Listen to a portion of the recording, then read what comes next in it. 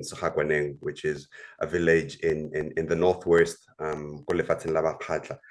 so that's where I'm from. So my wife and I built a home there, and over time we've amassed art that we've put up in this space.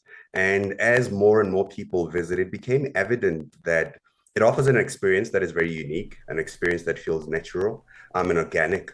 And over time, we just decided to put together an exhibition that will draw people outside of Johannesburg into a more village space, but also give natives of the village, the community, an opportunity to engage with art. Firstly, for them to understand what art is, what an exhibition is. And really, this has shown to have far-reaching consequences where, the people that have always been deemed as creatives within the village are now feeling valued because they're like, this is what I've been talking about. This is what to be part of. So essentially, that's sort of like the groundwork of what we've been up to. Mm. This is incredible because most people who acquire art do it for their own eye. They fill their homes with it, but it is closed up to that particular space and the people who have access into that. And you guys created a home, but a home that wasn't just for you, a home that was accessible to many to experience the things that you guys love, but also teaching people about, how art can be curated and how art can be, taken in. Why is it that you decided that you would turn something as personal as a home into a public exhibition space, but where people can actually come in and almost experience living with you in the space? Yeah, and look, thank you for that question, because as you were speaking about it, I was thinking about the vulnerability that it takes to open up your home. My wife and I had to have long discussions about this. My mom at some point set me down and was like, I know this is what you like, but are you sure that you want to open up your home? And, it's absolutely true. Usually when art is purchased, it's almost as if it goes to die in a closet somewhere.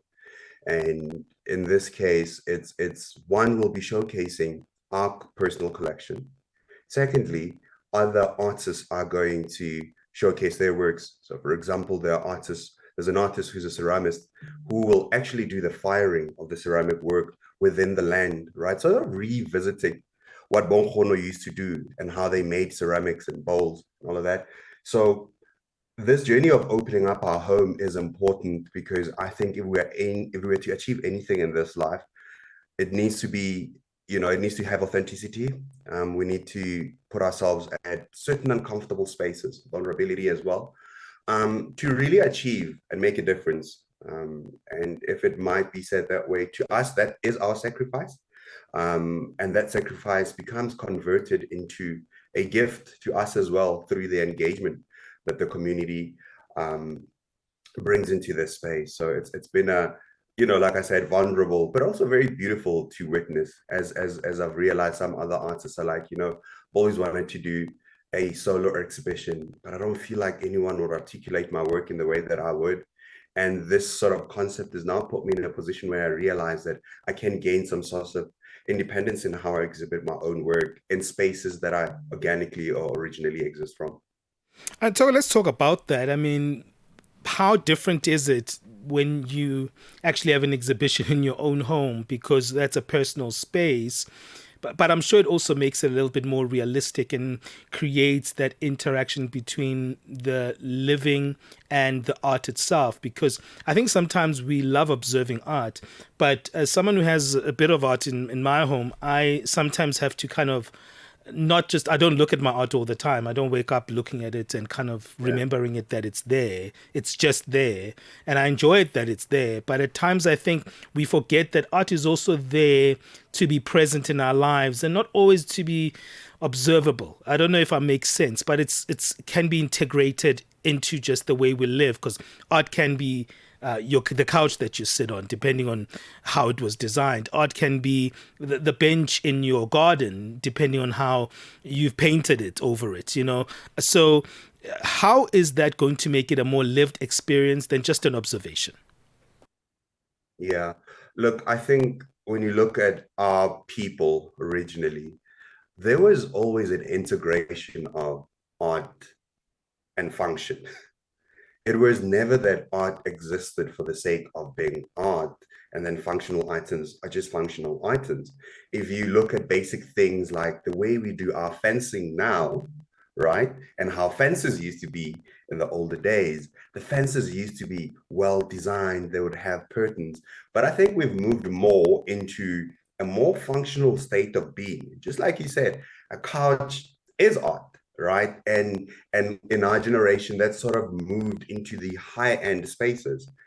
And really, when you think about art and its wholesomeness within a space, there's this assumption that it's for the elite.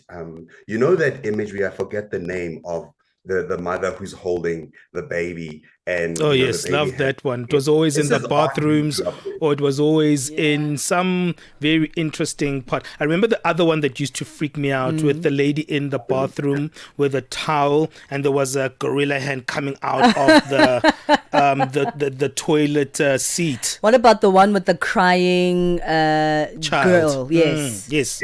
Yes, those are the ones we all know. Yeah. What we're saying now, do you see what we're saying? We have a commonality, right, through art and archiving. So when we now take hold of what it is that we choose for it to be seen out there, it actually means we're building an archive for our children and generations to come to understand this, you know, more deeply. When you walk into someone's home and you look at their art, you kind of realize who they are to a certain extent. As you see their furniture and all that exists in their space, you know, you have people that love pop art, and you can kind of sense their character based on what it is that they have on the wall. And really, like you said, art is not something that you engage with every day. Art has different emotion, and it has the ability to heal at different times that you find yourself at. You know, and I've had that experience where I look at a piece of art or I catch a glimpse, and I see a view that I'd never seen before, and it does something to me. So, you know, that really is important. I give an example with my niece, who, because my grandparents have a bigger house than us, we've now put up some art as storage in the walls. So ever since my niece has come to the world, she's always observed art. And there was a time that my mom visited with her, and she asked to go to the loo with my grandmother, and be like, Gogo, why is there no art in this house? Right? And if you think about that, to her, it was as functional as a light bulb, as a couch, as a chair, right? And it means it's stories, because the kids will ask you, what is this one about? What is this one about? And it just offers a new thinking of creativity that when kids draw for themselves, they feel confident because adults do it as well, right? Yeah, I love the story, and I love what you're going to be doing here. And it's a pity you're so far away in doing it. But I also want to think about that place of the farawayness, you know, because we always think about the enjoyment of art being an urban experience. And I love it that you're taking it to your rural home, and just that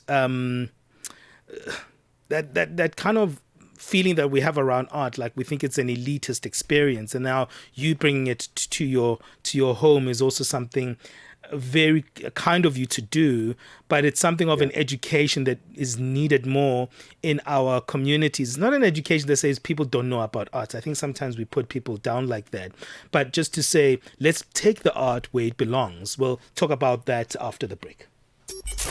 Get set and be ready to go. On the Move with Palesa and Benjamin Moshatama. Are you fluent in French, Chinyanja, Portuguese, and Kiswahili? Are you passionate about radio? And are you looking to work in South Africa?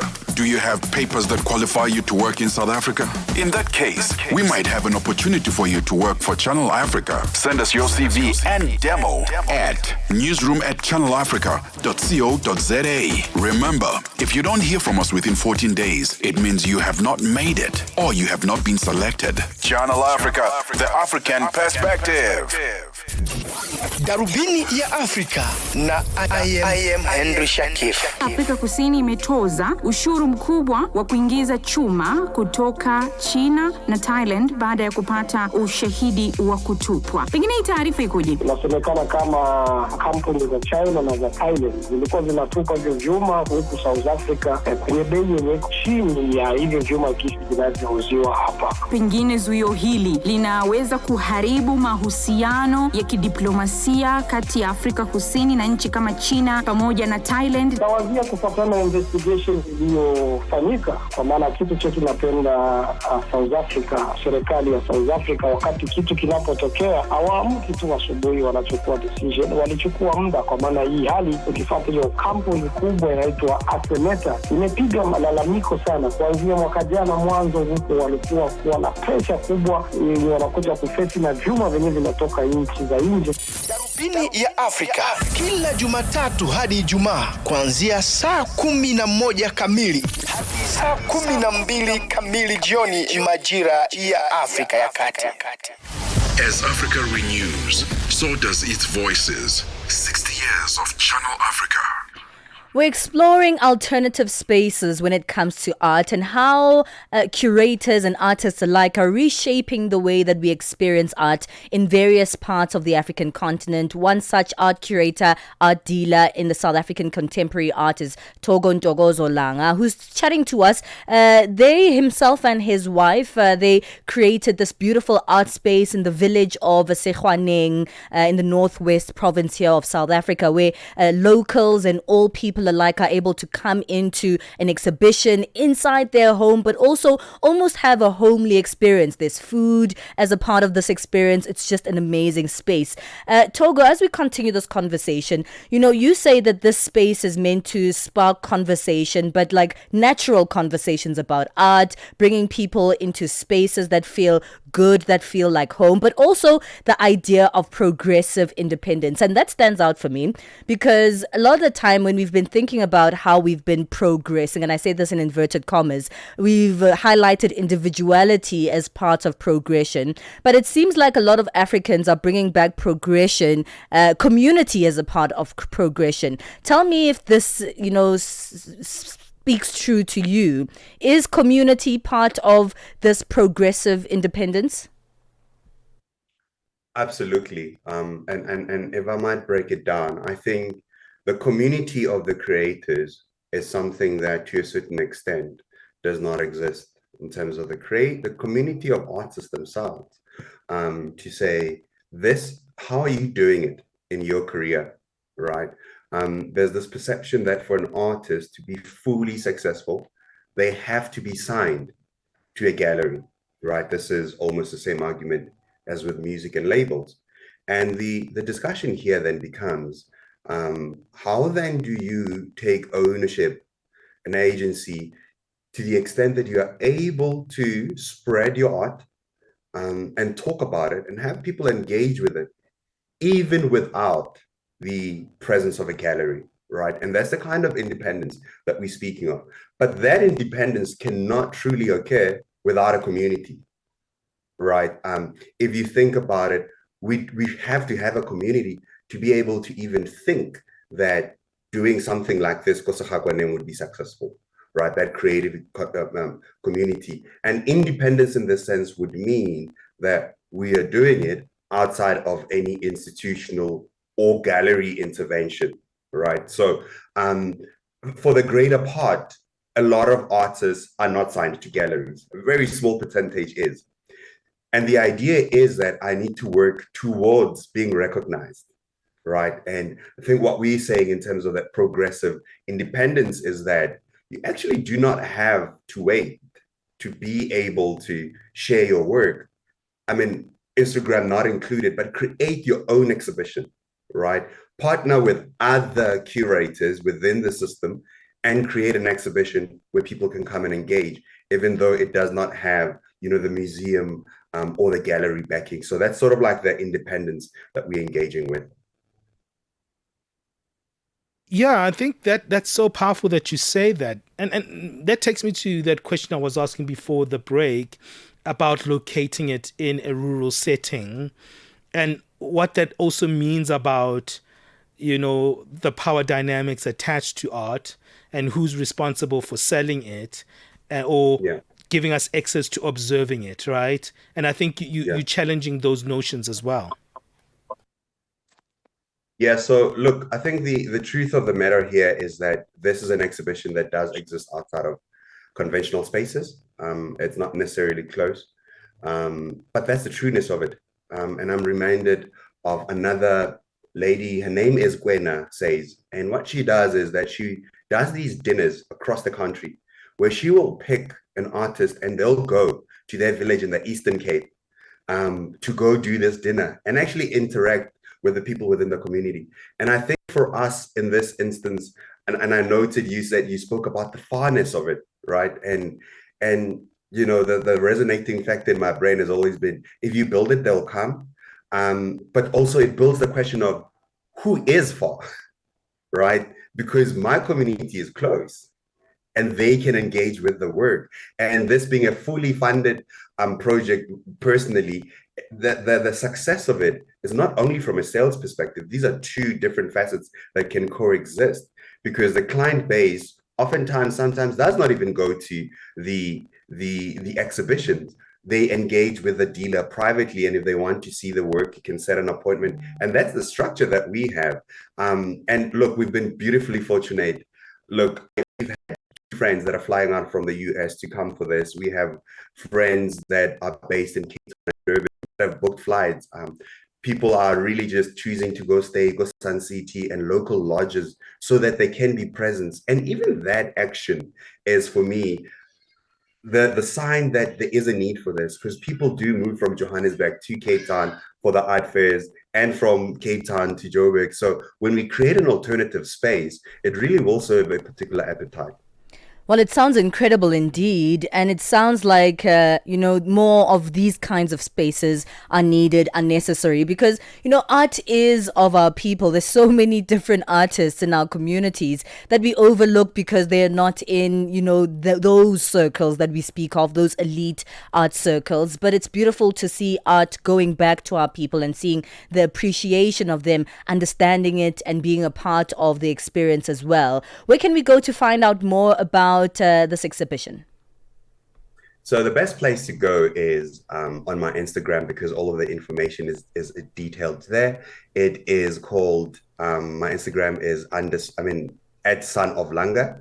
And my email address is Togo at Son of Langa. But the home in itself has an Instagram page that has all of the details. It's Kwalanga, which essentially is not just an Instagram name, but it speaks of ownership, because it really is our home. Kwalanga. I love that. Well, thank you so much for your time this morning and, taking us through this incredible experience. That's Togo Ntokozo Langa, art curator and art dealer of South African contemporary art, creating these incredible spaces where people can access them. It's 9:30 Central Africa time. Let's move on and get our latest sports. Sports.